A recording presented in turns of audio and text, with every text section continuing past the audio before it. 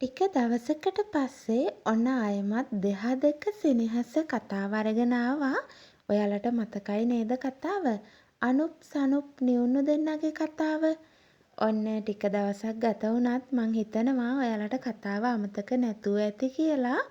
කතාව අලුතෙන් කියවන කෙනෙක් නම් Happiness with me YouTube channel එකේ පහළට ගිහින් බලන්න. කතාව ඔයාට හොයාගන්න පුළුවන්. ඉතින් අපි යමු අද 5 වෙනි කොටසට. සිංගප්පූරුවේ ගුවන් තොටුපළේ වීදුරු දොරටු අතරින් පිටතට ආපු සනුපම් තමන්ගේ ගමන් බෑගය එක් අතකින් ඇදගෙන අනික් අතින් ජංගම දුරකථනය තදින් අල්ලගෙන මොහොතක් නතර වුණා. දිගු ගමනකින් පස්සේ හුරු පුරුදු නගරයේ සීතල සුළඟ මුහුණට වැදෙද්දී ඇස් දෙක වටා තිබුණු වෙහෙස මදක් පෙනුනත් ඔහුගේ දෙතොල් කොනක තිබුණේ කාටවත් තේරුම් ගන්න බැරි සිනහවක්. මිනිසුන් අතරින් ඉස්සරහට ඇවිදගෙන ගිය ඔහු අන්තිමේදී මෝටර් රථයකට ගොඩ වුණා. අසුනට පිටුපා දැස් මොහොතකට පියාගෙන හිටියේ හිත ඇතුලේ කැළඹෙමින් තිබුණු සිතිවිලි කාටවත් නොපෙනෙන්න සඟව ගන්නවා වගේ. මද වේලාවකට පස්සේ ඔහු දුරකථනය අතට අරගෙන අම්මගේ නම තිරය මත හොයාගෙන කෝල් එකක් ගත්තා. ඒ වෙලාවේ ශිරන්ති හිටියේ ගෙදර කෑම මේසේ ළඟ සේයාවි එක්ක. උණුසුම් බත් පිඟානක් ඉස්සරහා තියාගෙන හිටපු සේයාවි ශිරන්ති කියපු කතාවකට මද සිනහවක් පාමින් ඇගේ පිඟානට තවත් ව්‍යංජනයක් බෙදා ගනිමින් හිටියා. ඒ අතරේ දුරකථනය නාද වුණා. සනුපම් පුතා. ශිරන්තිගේ මුහුණ එකවරම ආලෝකමත් වුණා. අතේ තිබුණු හැන්දේ මේසේ මත තියපු ඇය දුරකථනය කනට තද කර ගත්තා. හෙලෝ පුතා ගියාද? අනෙක් පැත්තෙන් ඇහුණු සනුපම්ගේ හඬත් එක්ක සේයාවගේ ඇඟිලි අතර තිබුණු හැන්ද මදක් නතර වුණා. ඔව් අම්මේ මේ දැන් තමා සිංගප්පූරුවට ආවේ. ඒ වචන ටික ඇගේ හිත ඇතුළටම වැදුනේ හදිසියෙම විදුලි සැරයක් වැදුනා වගේ. සේයාවගේ නළල නොදැනුවත්වම මදක් රැලි වුණා. දැන් තමයි ආවේ. ඇගේ මතකය එකපාරටම ආපස්සට දිව්වා. සනුපම් ගියේ ඊයේ හවස. ඔව්. ඇගේ ඇස් ඉස්සරහම ඔහු පිටත්ව ගියේ ඊයේ හවස. එහෙනම් ශිරන්ති තවමත් දුරකථනයෙන් පුතා එක්ක කතා කරමින් හිටියා. අනේ පුතා පරිස්සමට ගිය එක ලොකු දෙයක්. මහන්සි ඇති නේද? ටිකක් අම්මේ. ඒත් දැන් අවුලක් නෑ. සේයාවිගේ දැස් සෙමින් ශිරන්ති දිහාට ඇදුනා. මීට මොහොතකට කලින් හිතට ආපු සැකය තවමත් පිළිතුරක් නැති ප්‍රශ්නයක් වගේ ඇගේ හිත ඇතුලේ කැරකෙමින් තිබුණා. හැබැයි පුතා පාන්දරම ගිය එක හොඳයි. නැත්නම් මේ වෙලාවට ය아가න්න අමාරුයි. ශිරන්තිගේ වචනත් එක්ක සේයාවිගේ මුහුණේ තිබුණු මද සිනහව සම්පූර්ණයෙන්ම මැකී ගියා. පාන්දරම? ඇගේ හදවත එකවරම ගැස්සුණා. එහෙනම් මං ඊයේ හවස දැක්කේ කවුද? ඇගේ මතකයේ තිබුණු ඒ මුහුණ, ඒ හඬ, ඒ බැල්ම තමන් අනුපම් කියලා විශ්වාස කරපු ඒ මිනිසා. එකින් එක මතකයන් සේයාවගේ හිත ඇතුළට කඩම් වැදුනේ වැස්සකට පස්සේ ගඟක් පිරී යනවා වගේ. සේයාවි අනුපම් කියලා විශ්වාස කළේ ඔහු. ඒ නමෙන් තමන්ට ආදරය කළේ ඔහු. ඒ නමෙන් තමන්ගේ හදවතට ලං වුණේ ඔහු. නමුත් සනුපම් අද පාන්දර සිංගප්පූරුවට ගියා නම් ඊයේ මාත් එක්ක ආදරෙන් හිටියේ කවුද? සේයාවිගේ දෙතොල් වෙවුලුවා. අතේ තිබුණු හැන්ද සෙමින් පිඟාන මත වැටුනේ සිහින් හඬක් නගමින්. සේයාවිගේ දැස් හිස්ව ඉස්සරහ බලාගෙන හිටියා. හිත ඇතුලේ එකම වාක්‍යයක් නැවත නැවතත් දෝංකාර දුන්නා. දෙවැනි වතාවටත් මං එයාට රැවටිලා. සේයාවි අනුපම් කියලා විශ්වාස කරපු මිනිසා අනුපම් නෙවෙයි. ඒ අනුපම්ගේ නම පිටුපස සැඟවී හිටියේ සනුපම්. සේයාවිගේ ඇඟිලි සීතල වෙලා ගියා. ඇය සෙමින් හිස උස්සලා ශිරන්ති දිහා බැලුවා. ඒ මොහොතේම ශිරන්ති දුරකථනයෙන් සමුගෙන සිනහවක් පාමින් ඇය දෙසට හැරුණා. සේයාවි දුව සනුපම් ගියා කියලා කිව්වා. සේයාවිගේ හදවත නතර වුණා වගේ දැනුණා.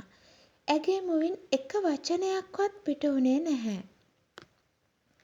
ගුවන් තොටුපළෙන් පිටතට ආපු සනුපම් කුලී රථයකට ගොඩ වෙලා තමන්ගේ ඇපාර්ට්මන්ට් එකට එනකම් නිශ්ශබ්දවම ආවා.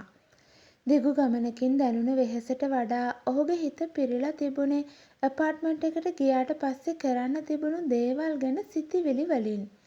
රථයෙන් බැහැලා ගමන් බෑගේ ඇදිගෙන කොරිඩෝ එක දිගේ තමන්ගේ ඇපාර්ට්මන්ට් එක තිබුණු තැනට ආපු සනුප් දුර ඉඳන්ම දොර ළඟ යම් දෙයක් වෙනස් බව දැක්කා. දොර වහලා තිබුණේ නැහැ. සනුපම්ගේ පියවර එක්වරම මන්දගාමී වුණා. නළල මදක් රැලි කරගෙන ඔහු දොර දිහා මොහොතක් බලාගෙන හිටියා. දොර ඇරලා තියෙන්නේ කොහොමද? ඔහුට ඇහෙන තරම් පහත් හඬකින් මුමුණපු සනුපම් ගමන් බෑගේ පසෙක තියලා දොර තවත් හොඳින් ඇරියා. කිසිම කෙනෙකුගේ හඬක් ඇහුනේ නෑ. ඒත් ඇතුලෙන් ආපු දුර්ගන්ධයත් නිශ්චල වාතාවරණයත් සනුපම්ගේ සැකය වැඩි කළා. පළමු පියවර තියපු සැනින්ම ඔහු නතර වුණා. ඉස්සරහා තිබුණේ තමන් හොඳින්ම හඳුනන ඇපාර්ට්මන්ට් එක නෙවෙයි. දින ගණනක් කිසිම කෙනෙක් අත නොගහපු අවුල් ජාලයක් වගේ තැනක්.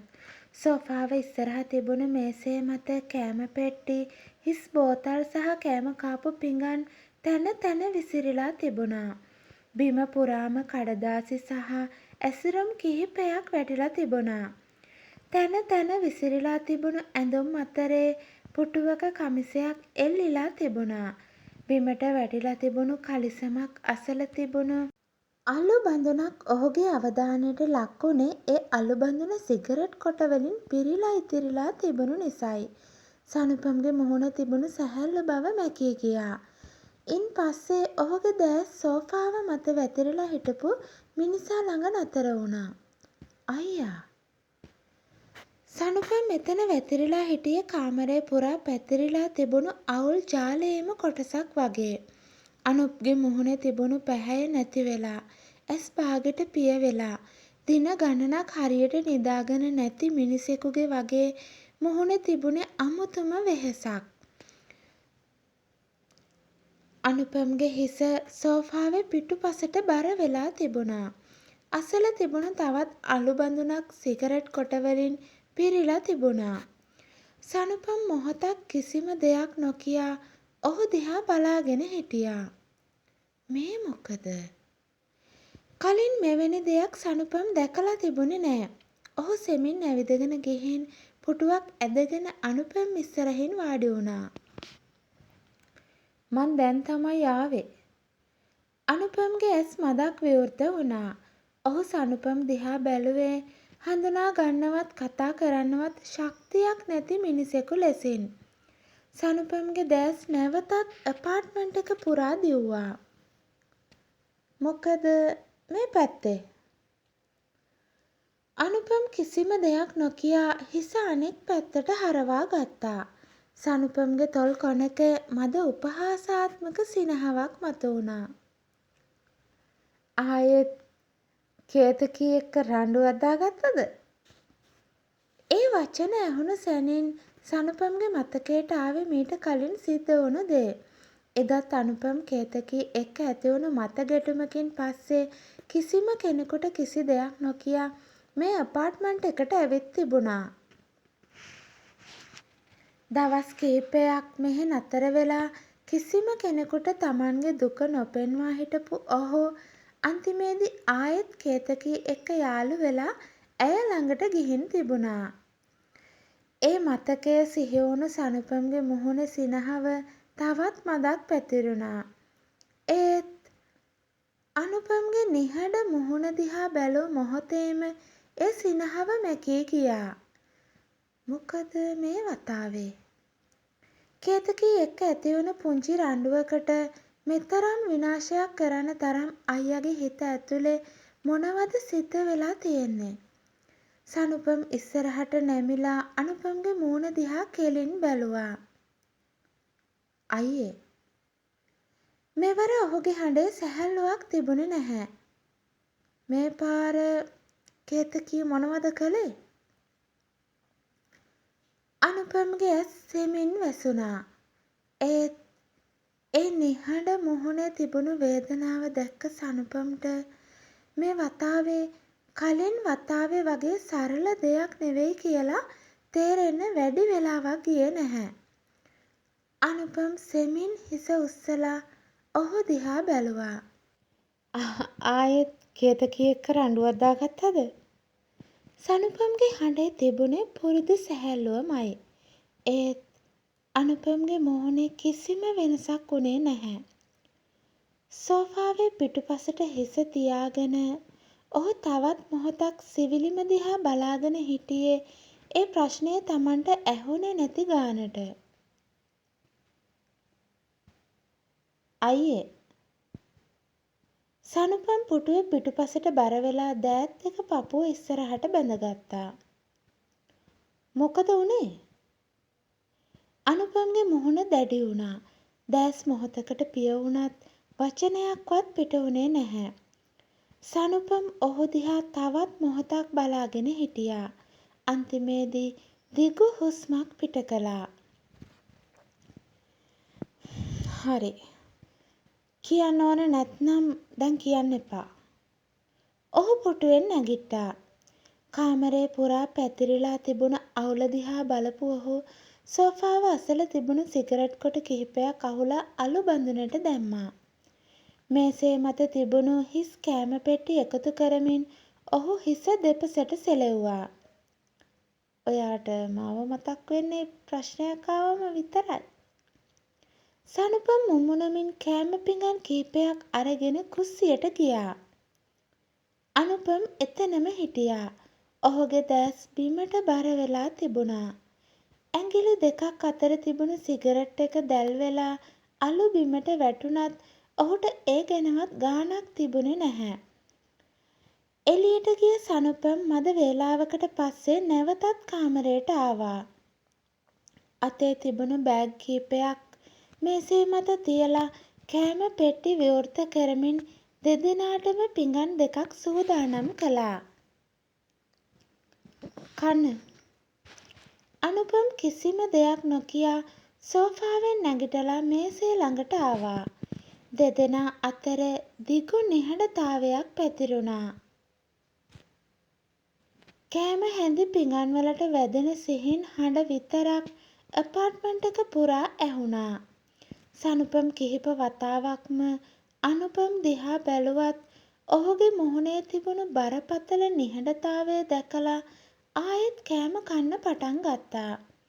අන්තිමේදී ඔහුට තවත් නිහඬව ඉන්න බැරි වුණා. අයියේ. අනුපම්ගේ කෑම කන අත මදක් නතර වුණා. මට කියන්න බැරි දෙයක්ද? අනුපම්ගෙන් කිසිම පිළිතුරක් ලැබුණේ නෑ. මොකද්ද සිද්ධ වුනේ? අනුපම්ගේ ඇස් මොහොතකට සනුපම් දිහාට එසවුණා. ඊළඟ මොහොතේම ඒ බැල්ම ආයෙත් පහළට වැටුණා. මොකුත් නෑ.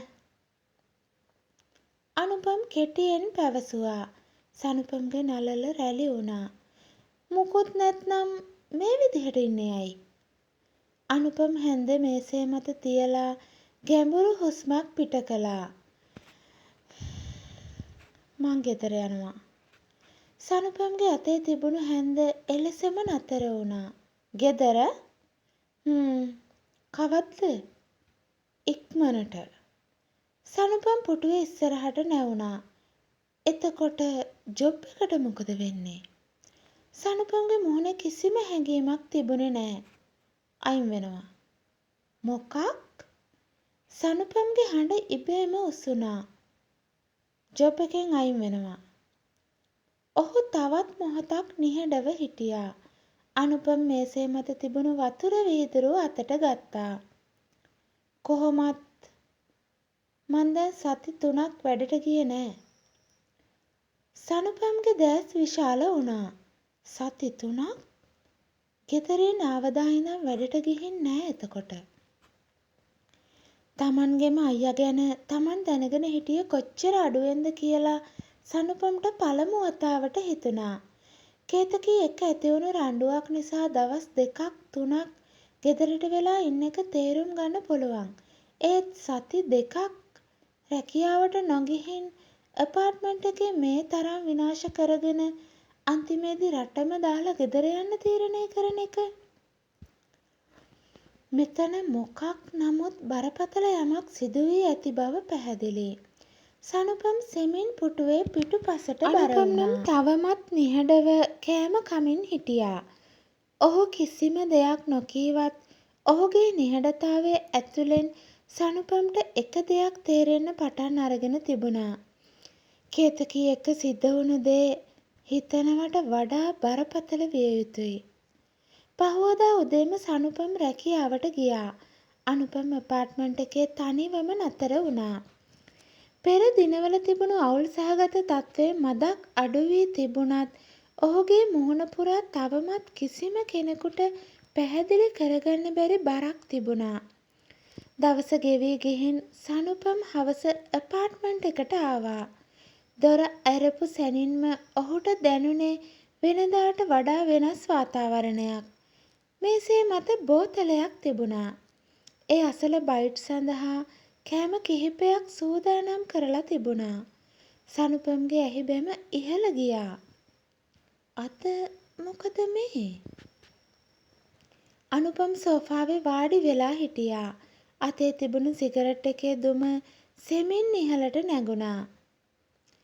ඇවිත් වාඩි වෙයන්. ඔහුගේ හඬ වෙනදට වඩා නිහඬ වී තිබුණා. සනුපම් කමිසය ගලවලා පුටුවකට දාලා අනුපම් ඉස්සරහින් වාඩි වුණේ තවමත් ඔහු දිහා සැකයෙන් බලමින්. ඔයා බොන්නෙත් නැති එකේ අද මොකද මේ? අනුපම් තොල් කොනක මද සිනහවක් මතු කළා. අද බොමු. අනුපම් තවත් කිසියක් නොකියා පානයක් පුරවා ගත්තා. දෙදෙනා අතර කතාබහක් නැතිව මද වේලාවක් ගෙවුණා.